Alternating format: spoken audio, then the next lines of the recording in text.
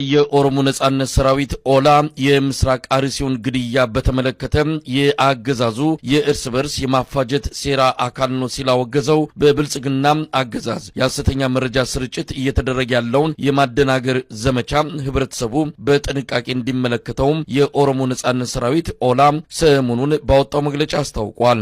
ኦላ የመንግስት ተልዕኮ አስፈጻሚ በሆኑ ኃይሎች የሚካሄደው ጥቃት ወደ አስከፊ የእርስ በርስ ግጭት ሊያመራ እንደሚችል በመግለጽ አርሲ የተካሄደ ያለው የኦርቶዶክሳውያን ግድያም በመንግስት ተልዕኮ አስፈጻሚ በሆኑ ኃይሎች የሚደረግ መሆኑን ገልጿል። አገዛዙ ከኦሮሞ ነጻነት ሰራዊት ጋር ድርድር ሊጀመር ነው የሚል ከእውነት የራቀ መረጃ በማሰራጨት የማደናገር ስልቱን አጠናክሮ ቀጥሏል ሲልም ገልጿል።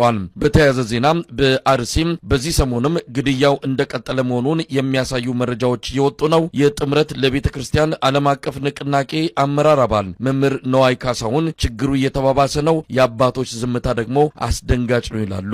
እንደወትሮ እንግዲህ ከዚህ ከመስከረም ወር ከነሐሴ ወር ወዲህ ከፍተኛ የሆነ የኦርቶዶክሳውያንን ግድያ በተለያዩ ወረዳዎች ሲመዘገብ ቆይቷል። በተለይ ደግሞ በዚህ በሸርካ ወረዳ፣ በመርቲ፣ በአቦምሳ እነዚህ አካባቢዎች በጣም ሰፊ የሆነ የክርስቲያኖችን ጅምላ ጭፍጨፋ ነው።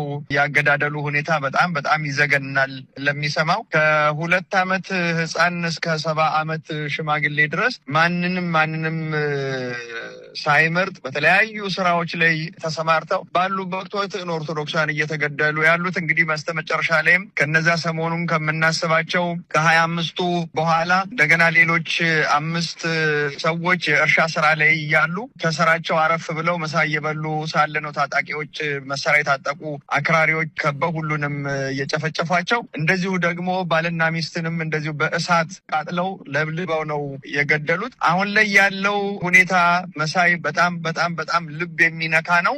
እግራቸው ባወጣቸው በሄዱበት በሚችሉበት ቦታ ሁሉ ነፍስ ያውጭኝ እያሉ የሚሰደዱ ክርስቲያኖች ኦርቶዶክሳውያን በጣም ብዙ ናቸው። የሚያደርጉትን የሚጨብጡትን አጥተዋል። እነሱ አንዳንዶቹ ያው መንግስት ይድረስልን ይላሉ።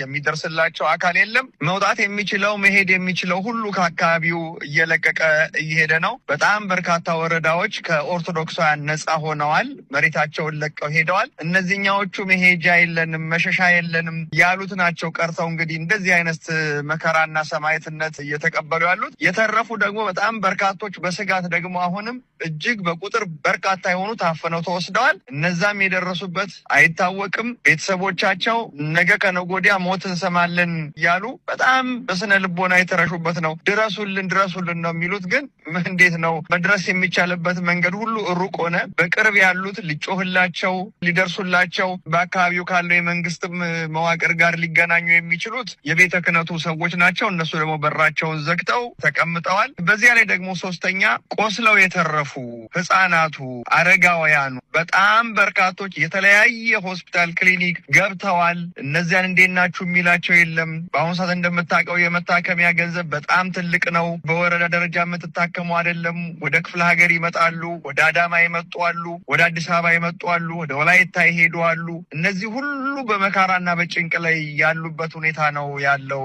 መሳይ እንደው መምህር ነዋይ ከቤተ ክርስቲያኒቱም ሆነ ከቤተ መንግስቱ ምን ሰማው ነገር የለም።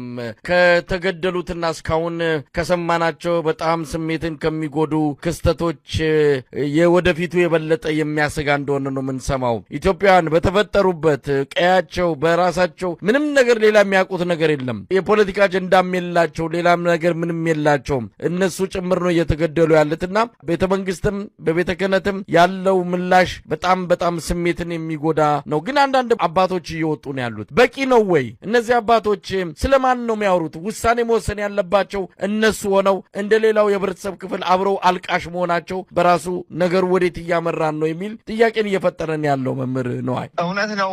እንግዲህ በጥቅሉ አባቶችም የኢትዮጵያ ህዝብም ኦርቶዶክሳውያንም ሊያውቁት የሚገባቸው የዚህ መንግስት አኗኗር ህልውና እስከቀጠለ ድረስ የኦርቶዶክሳውያን የኢትዮጵያውያን የሁሉም ዜጎች ስቃይና እልቂት ይቀጥላል። ይሄንን ሁሉም ሰው እንዲያውቀው ያስፈልጋል። ሌላው ያነሳው ነገር አባቶች ይናገራሉ የሚለው በምን ደረጃና በምን ልክ ነው የሚናገሩት? በአንዳንድ ቦታ በበዓላት ላይ ተገኝተው እየሞትን ነው እየተገደልን ነው የሚለውንማ ብዙዎቹ ይናገሩታል። ካህናት ሞቱብን የሚለውን ፓትርያርኩ አንስተውታል። ያንን አንስተውት ግን በጥበብ እናልፈዋለን እኛን ሳይነካ ነው ያሉት። እኛን ሳይነካ እንዴ በተገኘው መድረክና ንግስ ላይ ብቻ እንደው ተናግረዋል ለመባል ነው ወይ? ጳጳሳት ማለት እኮ በቤተ ክርስቲያኒቱ ጉዳይ ላይ ወሳኝ ሰዎች ናቸው። መቀመጥ ያለበትን አቅጣጫ ያስቀምጣሉ። ስብከት አይደለም።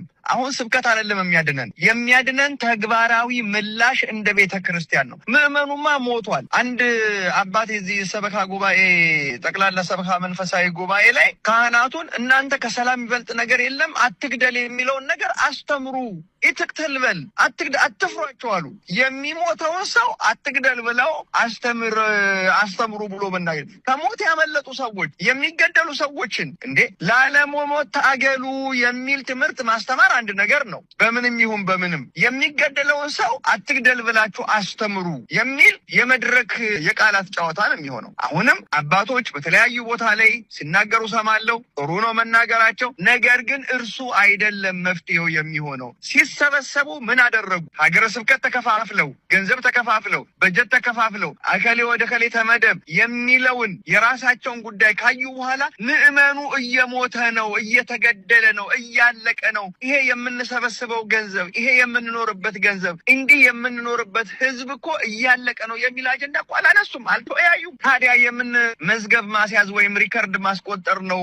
በየንግሱ ላይ ብቻ መጮ ምዕመኑ እኮ ግራ ገብቶታል። የሚጠብቀው እኮ አባቶቹን ነው። አባቶቹ 1 2 3 4 5 ብለው አስተባብረው፣ በግል አይደለም በጋራ አስተባብረው ይህን ህዝብ መምራት ያለባቸው እሱ ነው። ተሰብስበው ወደሚገላቸው አካል ሄደው ለምንድን ነው የምታስገድለን ማለት እኮ አለባቸው። ወደ መንግስት አካል